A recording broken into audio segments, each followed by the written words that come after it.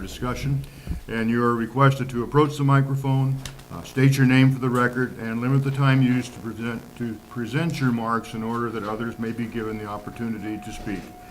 The normal process on any agenda item is for the chairperson to read the item from the agenda. The board is given an opportunity to comment on the issue and/or place a motion on the floor. An opportunity for discussion may be presented at a time the public may participate, and roll call vote will follow.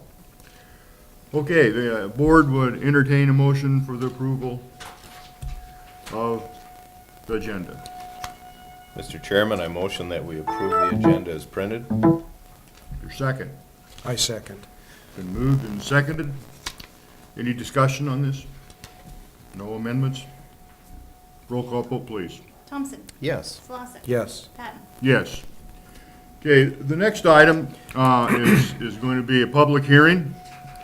And so at this time, I will, as chair, open this as public hearing, the proposed passenger elevator upgrade and modernization for Marshall County Courthouse, public hearing. At the public hearing, any resident may present objections to or arguments in favor of any part of the proposed drawings, specifications, form of contract, opinion of probable cost of improvements identified at the project above. The project is to be funded from the proceeds of existing tax levy. Notice the public hearing was published in the Marshalltown Times-Republican newspaper on February 25, 2017, and the Mid-Iowa Enterprise newspaper on March 2nd, 2017. And Deanne, were there any written comments? No. Okay, Didn't hear from so you. there are 0 written comments. We'll proceed then. There are 0 written comments, questions, and objections on file to the county auditor and recorder's office. There are, let's see, 10 individuals attending the public hearing. And do we have any individuals at this time who want to present any oral comments, questions, or objections? Not, we have 0 there. If there are no presentations, in that regard, the chair would entertain a motion that we close the hearing. Mr. Chairman, I make a motion that we close the public hearing at 9:04 a.m. Mr. Chairman, I will second that. Been moved and seconded to close the public hearing at 9:04. Any discussion? Not, roll call vote, please. Thompson. Yes. Slosik. Yes. Patton. Yes. Okay. Do you gentlemen have anything in regard, anything new that you are, we need to kind of bring us up to date on this? The only thing that changed from the previous presentation is the dates, the schedule, because of the public hearing moving to. Yep. So you have the new notice of voting that includes those new dates. The first document is the public hearing on last Thursday. The second document is the notice of public voting, the report of contractors on the schedule. And the third document is your new schedule. Okay. Everything else remains as it was presented. So we're all ready to go in sequence now. Okay? Okay. So anytime you need to let us know something, let us know something. We'll do that. But we don't want to get behind any more than we already are, so. That's correct. The other change, you'll see that the notice of planning, the second document, I believe was requested by you during the meeting, that liquidated damages were included at $1,500 a day. Okay. Of course, because of the matter that we right change. We felt we needed something to keep this on target, so appreciate that. As you've put things up for bid before, does that seem, and Paul, you can chime on this too, is that excessive, or is it gonna scare people away, or? We have rules with the DOT as far as our liquidated damages amounts have to be comparable to what the actual public cost is of that extra closure time. Say out of route travel on a bridge or Okay. something, or inspection costs for us, so that's kind of how we set up our liquidated damages costs. And my thought on liquidated damages is we want to get this done as fast as possible. We want to get this wrapped up, get it in between seasons. We're obviously going to have possibly some special elections here coming up, and we want to get this done in between all of these goings-ons.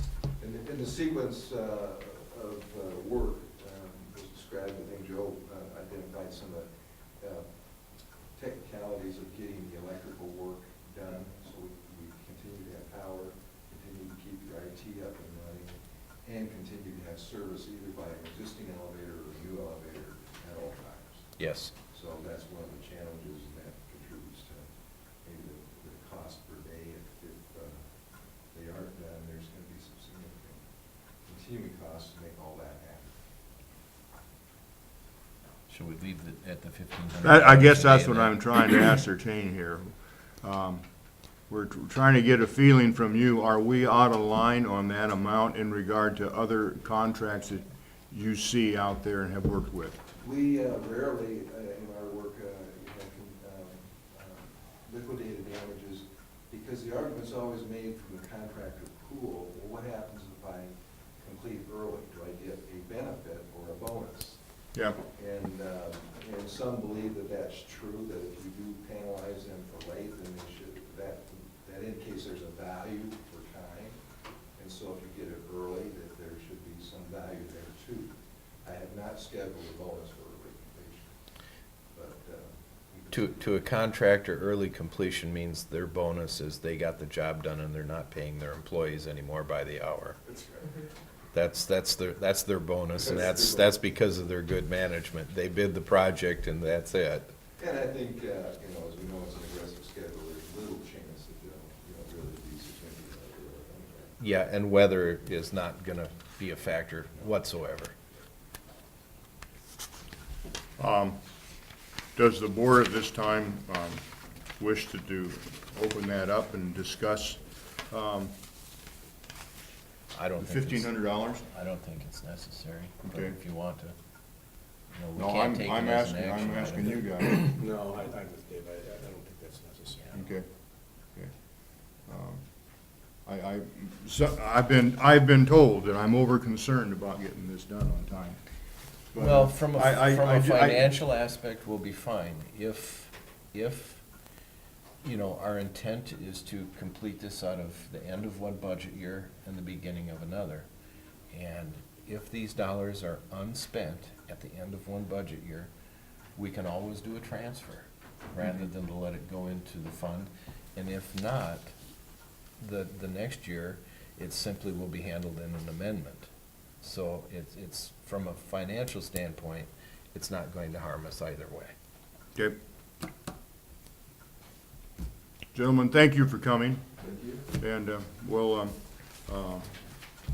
just, now, you need to take these with you? No, those, Because I have to sign these. You don't need them? we worked through Ms. Jackson. Yes, yes. Put those in the paper, the notice of letting, she's already published the notice of hearing. So Okay. she'll publish the notice of letting. And, Okay, very good. okay. Thank you. Thank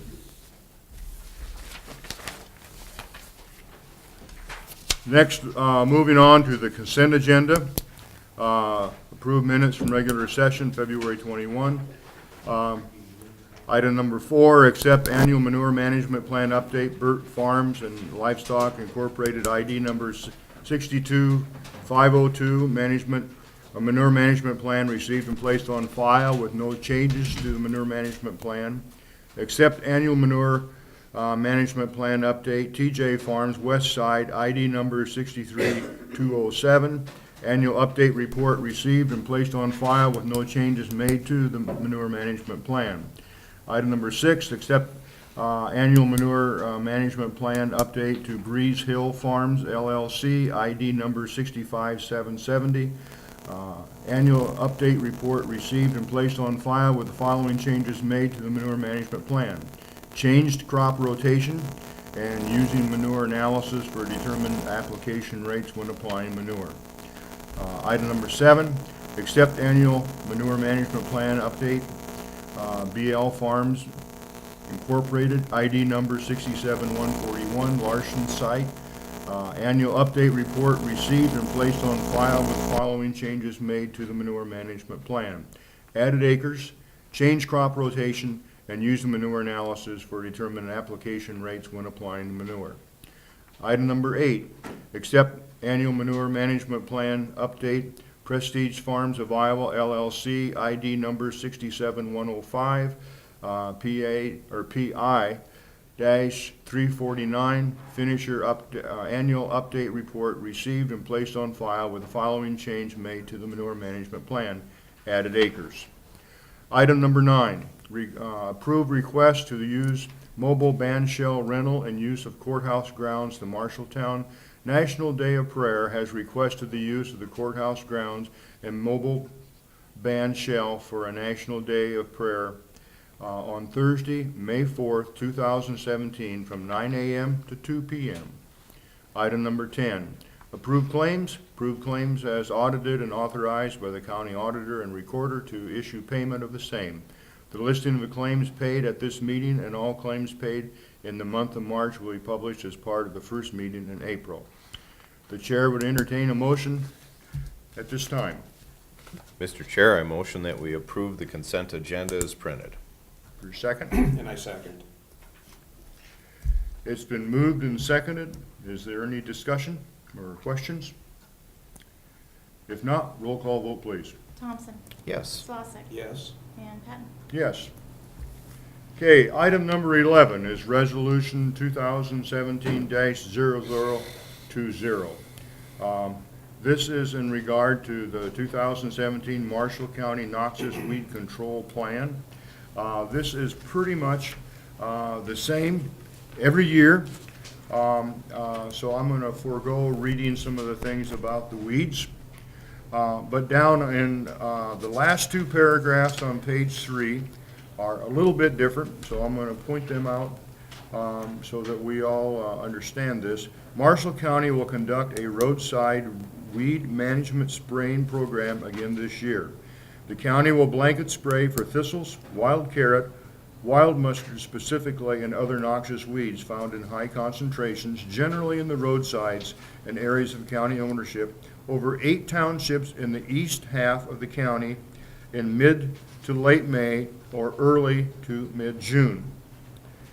Then the next paragraph is, in mid to late August, the county will conduct a spot spray program in the west half of the county for all thistle varieties, as well as poison hemlock, wild carrot, and wild mustard.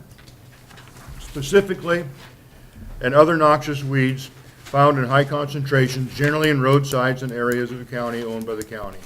The county will also spray a separate spray program in areas of dense populations of leafy spurge in selected areas along Summit Street Road and Sand Road. And so this program is one that we continually do year after year. 1 year we'll spray one half of the county first, and then maybe the other half, or we'll do it in reverse order, or even skip a year and do it every other year. So that's just the difference there. So coming down then to the last sentence. Be it further resolved that this 2017 noxious weed control program shall become effective upon its adoption by the Marshall County Board of Supervisors, dated this 7th day of March 2017, Marshall County, Iowa. At this time, the chair would entertain a motion. Mr. Chairman, I would like to adopt resolution number 2017-0020. Is there a second? Mr. Chairman, I will second that. It has been moved and seconded to adopt resolution 2017-002. And I just have a comment, this Yep. is for the press, if you're gonna put this in. People that do not want their property sprayed, they do need to contact our office and get on the map. There is a $10 fee for it, but anybody that doesn't want their area sprayed, they can elect out of that. But they do need to apply for it, they cannot put up their own signs. The companies that do this will not follow that, it has to be the sign from the county. Dave, do they have to go through us, or can they go through Paul or John? They go through John. They actually Yep. go through John? Yeah, John Okay. is the weed commissioner. So it comes to our office then? Yes. All right. Okay, any further questions or comments? If not, roll call vote, please. Thompson. Yes. Slosik. Yes. Patton. Yes. Okay, item number 12 is the Department of Human Services equipment purchase. Excuse me just a second, my tongue's getting tied up here. Discussion and possible action on approval of a lease purchase agreement with Premier Office Equipment through U.S. Bank Equipment Finance for a Sharp MX 45-3N all-in-one printer, scanner, copier. The monthly lease price is $297 with a $1 purchase price at the end of 39 months. Now, this is something that we have to provide. Yes, sir. And so this is just part of our job. This is part of the agreement with the state of Iowa, when they place DHS in your county, that the counties have to pay for everything, including the paper clips for that DHS office. It is off-site in a non-county owned facility, so we get reimbursed, and that reimbursement formula changes from year to year. This has always kind of been a bone of contention with the Board of Supervisors, that these are state employees.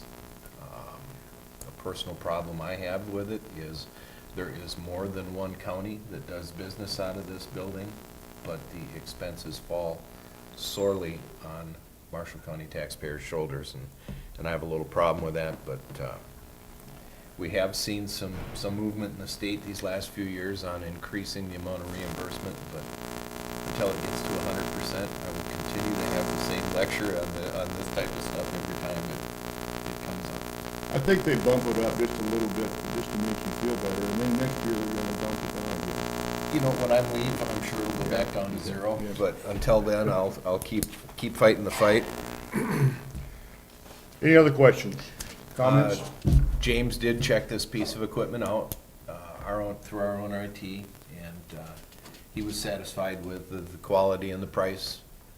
Thought it was pretty good. So it was investigated by more than just So it was a the sharp-looking machine. the DHS people, Okay, yeah, okay. just like the IT Yeah, director, yeah. our CIO. Mr. Mayor? Yeah. Okay. The chair will entertain a motion to approve this at this point then? Mr. Chairman, I motion that we approve the lease purchase agreement for a Sharp MX 453N all-in-one printer, scanner, copier for the Department of Human Services. And I would second. It's been moved and seconded then. If there's no further discussion, roll call vote, please. Thompson. Yes. Solosik. Yes. Patton. Yes. I thought you were gonna change your vote there. You know, it's just You for can- effect, You can do that, just that's for fine. effect, The effect doesn't show in the paper though, Mr. no. Yeah. They'll just say there he was being surly again. So the motion has been approved. Item number 13, discussion. A request from John Warden to discuss library funding. John, come up and, I think that's working, so, Got it on? yeah, I turned it on earlier. Test, test. Okay. There you go. There we go. Actually, that doesn't help the people in this room here. That goes to our tape. All of our meetings are taped. So I want you to know that ahead of time. But I'm sure you do. So, okay, very good. I am here because I object to some of the practices of the Marshalltown Public Library.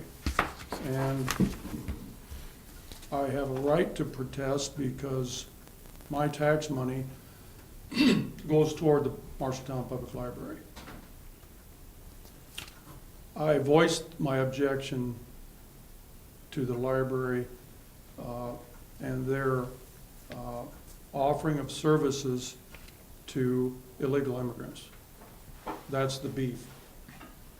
So I voiced those objections to the library director twice in an email and did not get a response. So I went to their board meeting last week and stated my objections again to the board.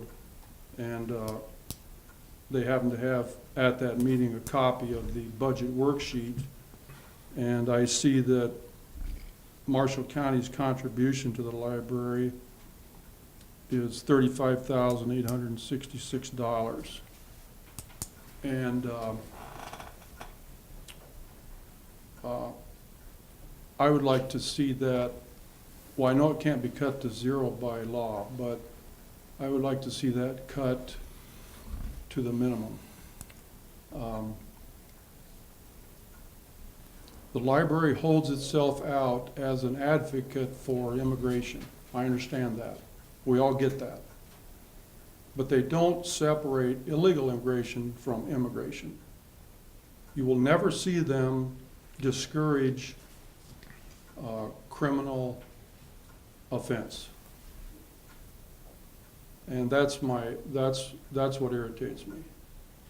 And the thing is, the taxpayer, on one hand, pays the library to essentially encourage illegal immigration, and with this hand, we pay the federal government to stop illegal immigration at the southern border. So essentially, the taxpayer is getting screwed, paying to support it, paying to stop it. And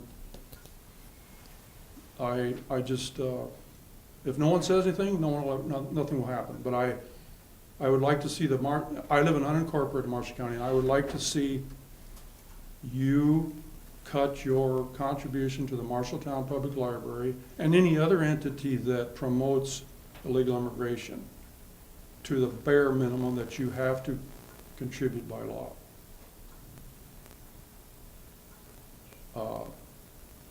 Any questions? No, you're pretty straightforward. I don't think there's a minimum that we are required to support the libraries. By Iowa code, the county is required to support them. Our total contribution is approximately $69,000 to all the libraries. In Marshall And- County? Yes, and they break that down by their own formula, by Mhm. circulation.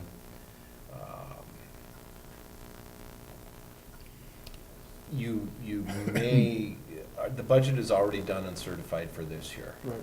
So, we appreciate your comments, but it's cast. Okay. If- I'll be back next year, Okay. if that's what it takes. If you're going to think along those lines, you may want to get on BOS Notify. Okay. And you can do that through our office, so that you will get an email with our agendas. Okay. And because the library comes once a year, as do all the entities that request funding, and they plead their case, and you'll get an opportunity to plead your case at that time. Okay. On the other side of the Sure. the Okay. issue. Okay. The background on this a little bit too is that everyone in the county can use the libraries. And so as our responsibility is areas that are not towns, Marshalltown, State Center, whatever. And so what we're trying to give back to the libraries what maybe the rural people use. And they say that's not enough. But that's where we're at on this, on our thinking process. Yeah. But I see what you're saying. And it makes total sense. The Marshalltown Library is a very good library. I'm on a waiting list for a book there now. I've had a library card since I was in grade school in Marshalltown. So I'm not picking on the library. I just wish that they would get out of the business of promoting illegal immigration. Mhm. That's my concern. And there are plenty of individuals, businesses, churches, and organizations who do that as well, and that's their business. But when it's tax supported, then I think they've crossed the line. And especially with the fact that they don't discourage the practice at all. You will never see the churches or any organizations discouraging illegal immigration because it's so good for them. And the public, the taxpayers are supporting it, and it's not right. So, thank you anyway. Yeah, Thanks. thank you, John. Thanks. Thank you for your comments.